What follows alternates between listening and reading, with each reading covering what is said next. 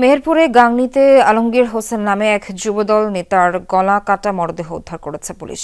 সকালে শহরাবাড়িয়া এলাকার একটি মাঠ থেকে তার মরদেহ উদ্ধার করা হয়। নিহত আলমগীর হোসেন পৌরসভার ১ নম্বর ওয়ার্ড যুবদলের সভাপতি।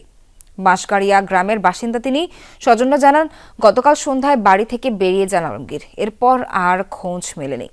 পরিকল্পিত হত্যার অভিযোগ করেছেন তার পরিবার। পুলিশ বলছে, ঘটনাটি তদন্তের পাশাপাশি জড়িতদের শনাক্তের চেষ্টা চলছে।